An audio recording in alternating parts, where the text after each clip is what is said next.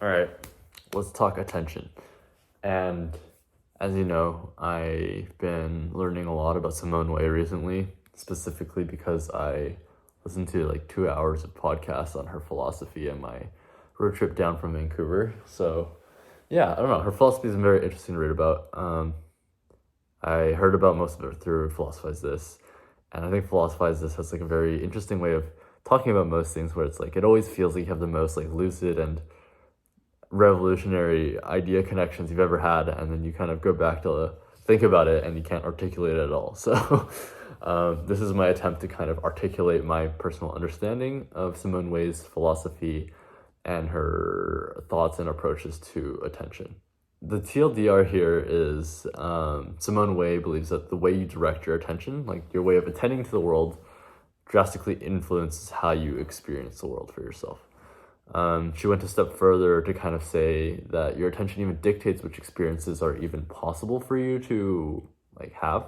Say your mind is not open to some particular experience. You're at a party, you already kind of mentally close yourself off to having a good time.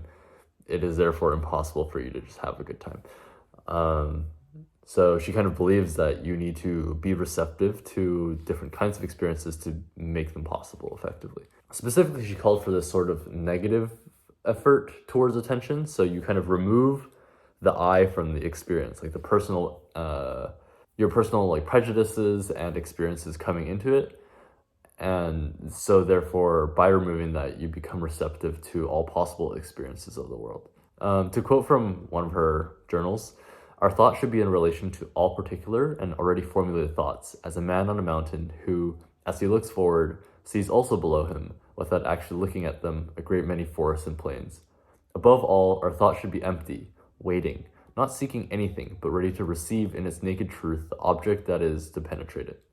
So her kind of approach in more philosophy-heavy words is that she has a very intersubjective view of epistemology, in that knowing the truth requires not only extending your own limited perspective, but either suspending or abandoning it so that reality, including the reality of the existence of others, could appear on its own terms. So it's more layman terms, more of an attitude that's detached from expectations and more open and receptive. And in a way that doesn't ignore the knowledge that you've already gained in a particular area. It just makes sure that you aren't chained to the knowledge that makes you unable to kind of escape that well of thinking. In a way, it's like a sort of intellectual playfulness, like gesture maxing, if you will, that avoids epistemic traps.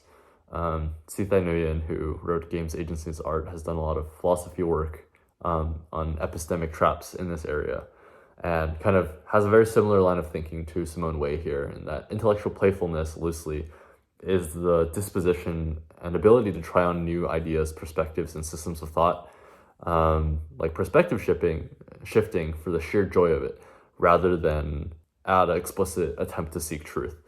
So it is a disposition to explore ideas for the value for exploration itself.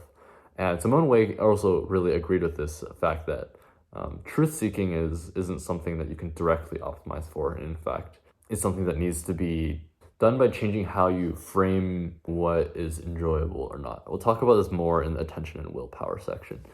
But yeah, to Simone Weil, having this form of kind of negative effort attention allows us to have much more lucidity and clarity in our thought, something that she saw as one of humanity's most important responsibilities. And to quote again from her journals, lucidity does away with insatiable desire and vain fears. From this and not from anything else proceed moderation and courage, virtues without which life is nothing but a disgraceful frenzy. So after her time in philosophy school, she kind of realized that our education systems were at least partially responsible for how students were being taught how to pay attention to the world around them in a very narrow way. And so decided to become a teacher. She wanted to kind of teach in a way that didn't limit the way students oriented themselves towards problems, noting that most education systems kind of fixate students to an agenda where they always are searching for like a singular right answer rather than multiple potential truths. And to Simone, the hardest job of teaching was to shake people out of this collectivist way of thinking where kind of once they've decided what their positions are, it's not so much about thinking and exploring new potential answers, but more about defending their existing answer, their existing viewpoint, against all the obviously wrong answers and perspectives. Simone's approach to pedagogy was, in fact, trying to encourage epistemic playfulness and curiosity for its own sake. And once again, a really famous quote from Simone Weil: "The great human error is to reason in place of finding out." This last part is more about Simone Weil's thoughts on will versus attention. This part I don't think I fully understand, so I might be misinterpreting this, but her kind of thought here, as she enters the later half of her career and life, is realizing that willpower in and of itself is not powerful enough to do hard things and isn't always the right tool for the job. She kind of argues that the will is mostly good at performing physical things. For example, if your goal in life is to like increase your max deadlift or to sit in an ice bath or any sort of uncomfortable situation, to endure things that are painful. If, for example, you are a writer, the will is great at getting you to sit down and put pen to paper and actually start doing the work.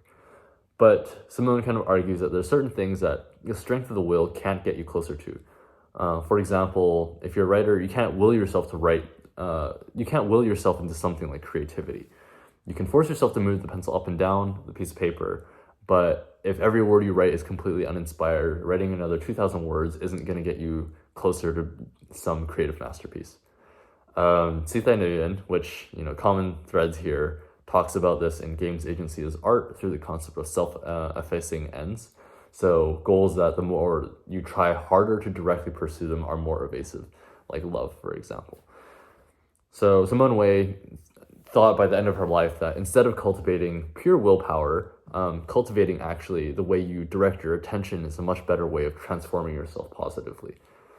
The way she argues this is that the will is an amazing tool at doing some things, but the point she's making is that if all you ever worked on when developing yourself in this life was will and discipline, and you didn't practice this cultivation of directed attention at all, then when you're in a situation where you need something like inspiration or moral clarity, what can you even do? She kind of argues that pure willpower is the wrong tool for the job, and that instead of forcing yourself to do things that you don't like, you got really, really good at reimagining the things you get no joy out of to be things that you do get joy out of. In other words, your life is driven instead, to Simone Weil, by a true desire to do the thing rather than self-denial.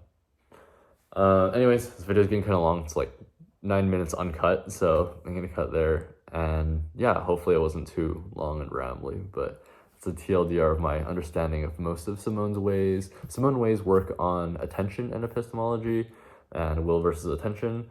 She obviously has a lot more work on political theory and her concept of force. And she also had a lot on theology and God and religion, which I also thought was very interesting, but I don't think I fully understand well enough to talk about it in full. So we'll leave it there, but yeah.